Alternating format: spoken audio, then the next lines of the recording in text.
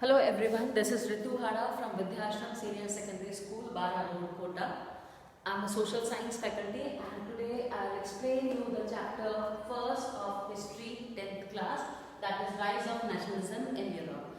Last year you have studied about the French Revolution. ये chapter थोड़ा उससे connected है because French Revolution occupies a very important position in the world history in terms of creating democracy, in giving the idea of liberty, freedom, fraternity to the different people of the world. तो French revolution से थोड़ा सा connected है ये. तो सबसे पहले हम देखेंगे चैप्टर का जो इंट्रोडक्शन है उसमें आपको एक पेंटिंग दी हुई है. ये पेंटिंग का नाम है the dream of world wide democratic and social republics. This painting was prepared by a French artist Frederick Sorio. 1848 में ये पेंटिंग प्रिपेयर की गई थी और ये 4 प्रिंट्स के सीरीज में है. इस पेंटिंग का नाम जो है the dream of world wide democratic and social republics. ये आपको बिल्कुल अच्छे से लर्न करना है. उसके बाद ये जो पेंटिंग है एक्चुअली उथोपियन वर्जन है. उथोपियन का मतलब होता है that certainly does not exist. एक ऐसा इमेजिनेशन, ऐसा आइडिया जो एक्चुअली एग्जिस्ट करता ही नहीं, यानी आपने बहुत एग्जैजरेट करके बहुत अच्छा सोच लिया. जैसे बचपन में बच्चे सोचते हैं कि जो नदियाँ हैं वो चॉकलेट वाली होनी चाहिए, पेड़ों पे चॉकलेट टॉफीज लगी होनी चाहिए. तो एक ऐसी इमेजिनेशन है जो कि एक्चुअली हो ही नहीं सकती. तो ये एक ऐसे ही विजुअल बनाया गया. अगर आप ध्यान से पेंटिंग देखेंगे तो यहाँ पर काफी सारी इमेजेस हैं. सबसे पहले आपको व्हाइट एक स्टैचू नजर आएगी जो है statue of liberty.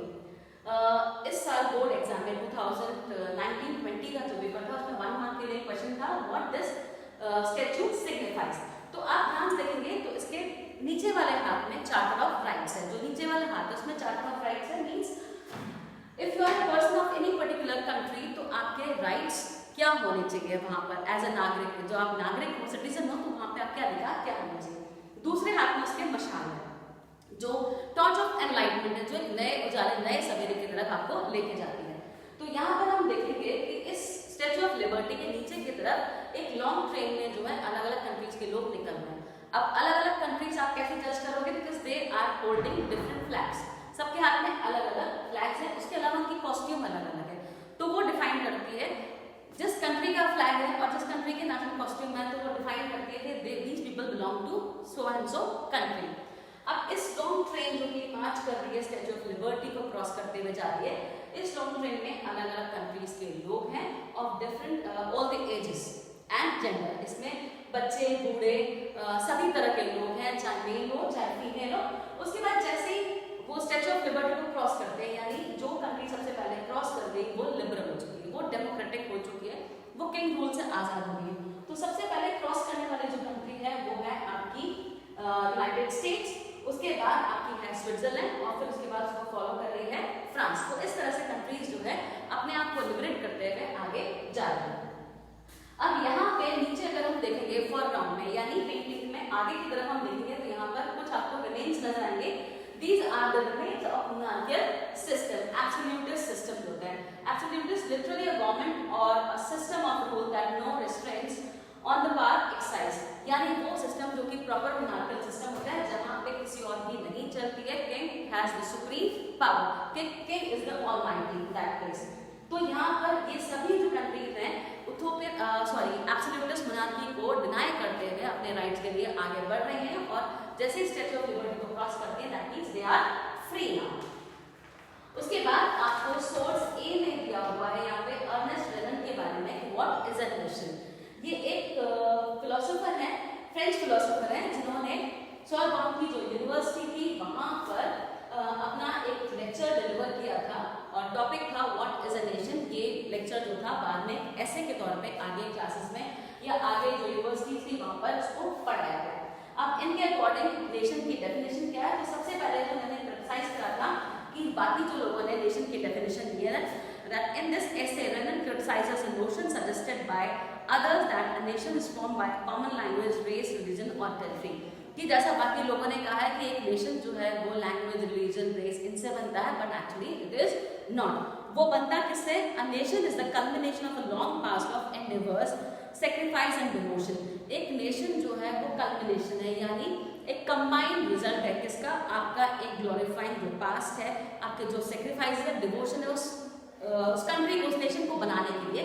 So that is the culmination. This is the actual definition of nation. फिर इसी पैराग्राफ में नीचे आपको एक वर्ड दिया हुआ है ब्लैक बोल्ड लेटर्स में, plebiscite. This is very important, ये कई बार 1 मार्क क्वेश्चन में आ चुका है। प्लेबिसाइड का मतलब होता है a direct vote by which all the people of a region are asked to accept और रिजेक्ट अ प्रपोजल। यानी आपको डायरेक्ट वोट के जरिए अपनी वर्डिक्ट देनी है, आइदर यू आर एग्रीड और नॉट। सपोज क्लास में आपके कैंडिडेट को खड़ा किया मॉनिटर के लिए, तो आप हाँ या ना में जवाब दोगे, दिस इज प्लेबिसाइड। उसके बाद हम चलते हैं the French revolution and the idea of the nation. किस तरह से फ्रेंच रिवॉल्यूशन ने पूरी जो यूरोपियन कंट्रीज थी, पूरे वर्ल्ड को आइडिया दिया कि एक नेशन कैसा होना चाहिए। तो अगर हम देखेंगे सबसे क्लियर एक्सप्रेशन नेशनलिज्म का वो फ्रेंच रिवॉल्यूशन से आता है। लास्ट ईयर जब स्टार्टिंग के लुई 16 के बाद प्रॉब्लम क्रिएट हुई थी, तो 1789 से फ्रेंच रिवॉल्यूशन स्टार्ट हुआ था। उसके बाद जैसे ही बिगिन हुई फ्रेंच रिवॉल्यूशन, तो यहाँ के जो लोग थे इन्होंने जो भी चीजें, जो भी सिंबल्स इस्तेमाल करे वो सब ऐसे थे जो लोगों को यूनाइट करते थे। उनको बताते थे कि we are the people of France, we are united, we are the people of a single unified country. हमें एक साथ रहने का पूरा अधिकार है और कोई हमारे ऊपर जोर जबरदस्ती से रूल नहीं कर सकता है। तो सबसे पहले जो इन्होंने टर्म्स, जो प्रैक्टिसेस, मेजर्स का इस्तेमाल करा था वो था that would not create a sense of the ideas of la patrie. सबसे पहले ने जो वर्ड यूज किया था वो था ला पैट्री। जैसे हम इंडिया के लिए मदरलैंड वर्ड यूज करते हैं, ये लोग फादरलैंड वर्ड यूज करते हैं, और इसका जो फ्रेंच लैंग्वेज में वर्ड है वो है ला पैट्री। और फिर सिटीजन्स ऑफ फ्रांस के लिए ली सिटोयन वर्ड का इस्तेमाल हुआ है। उसके अलावा during their revolutionary days they used a new French flag. एक नया ट्राई कलर का उन्होंने फ्रांस के लिए झंडा बनाया था जो कि किंग रूल को पूरी तरह डिनाई करता है, यानी जो किंग वाला फ्लैग था उसको यूज करने से उन्होंने मना कर दिया था। उसके अलावा the estate general was elected by the body of active citizens. जितने भी एक्टिव सिटीजन्स थे, हमने स्टार्टिंग में देखा था कि those who are literate, those who are actually rich, who are eligible to, who can pay the taxes equivalent to 3 days wage, उनको ही राइट टू वोट दिया गया था, ओनली मेल्स 25 एंड अबव। उसके बाद यहाँ तक आते आते उन्होंने सिस्टम थोड़ा सा स्टार्ट में यहीं पर ही सिस्टम की बात करते हैं, तो यहाँ पर उन्होंने यही सिस्टम रखा था। तो इन्हीं एक्टिव सिटीजन्स के जरिए जो इलेक्टेड रिप्रेजेंटेटिव्स थे उनको मिलाकर एक स्टेट जनरल बनाई गई थी। उसको बाद में नाम दिया नेशनल असेंबली। उसके बाद न्यू हिम्स वर कंपोज्ड। अपने देशभक्ति को दिखाने के लिए, अपने देश के लिए नए सॉन्ग्स वगैरह कंपोज किए गए। जितने भी इस रेवोल्यूशन में लोग शहीद हुए थे, मारे गए थे, उनको कमेमोरेट, उनको श्रद्धांजलि दी गई। उसके बाद शपथ ली गई। आपने लास्ट ईयर पढ़ा था tennis court oath that we will not disperse till we make the constitution for the country. तो उसी तरह से अलग अलग कामों के लिए यहाँ पर ओथ्स वगैरह ली गई। उसके अलावा एक न्यू सेंट्रलाइज एडमिनिस्ट्रेटिव सिस्टम बनाया गया, यानी किंग रूल को हटाकर अब हम ऐसा तरीका अडॉप्ट कर रहे हैं जो पूरी कंट्री के लिए एक जैसा रहेगा। Means all the rules and regulations could be similar for every person, no nobles, no clergy, no third estate, no division. Then internal custom duties and dues were abolished. जितनी भी कस्टम ड्यूटीज अंदर लगी हुई थी, जैसे आप एक state से दूसरे स्टेट को क्रॉस करते हो, आपको अलग अलग ड्यूटीज देनी पड़ती है, वो सारी डिनाई कर दी गई, उनको खत्म कर दिया गया। Uniform laws for all citizen, पूरी कंट्री जो इस टेरिटरी का पार्ट है पूरे फ्रांस का, उन सबके लिए कानून एक जैसा ही था। उसके अलावा वेट्स एंड मेजर्स का सिस्टम भी यूनिफॉर्म कर दिया। फ्रांस में पहले ये प्रॉब्लम थी कि जैसे आप एक एरिया से दूसरे एरिया में जाते हो तो सिस्टम जो था वेट एंड मेजरमेंट का वो चेंज होता था। मान लेते हैं 1 किलोग्राम में हमें पता है 1000 ग्राम होता है, लेकिन जैसे आप राजस्थान से एमपी में क्रॉस करें तो वहाँ का सिस्टम अलग था, वहाँ जाके हो सकता है 1 किलो का मतलब 800 ग्राम। तो आप जैसे ट्रेडिंग के लिए जाओगे आपको बार बार ये चीज़ें करनी पड़ेगी और बार बार आपका जो ट्रेडिंग का पर्पस का सिस्टम था वो पूरा आपका डिस्टर्ब हो जाएगा। It will hinder your trading activity. तो इस तरह से उसको यूनिफॉर्म कर दिया गया कि आप पूरी कंट्री में कहीं भी ट्रैवल करोगे 1 kg means 1000 grams. Then regional dialects were discouraged and French as it was spoken and written in Paris became the common language of the nation.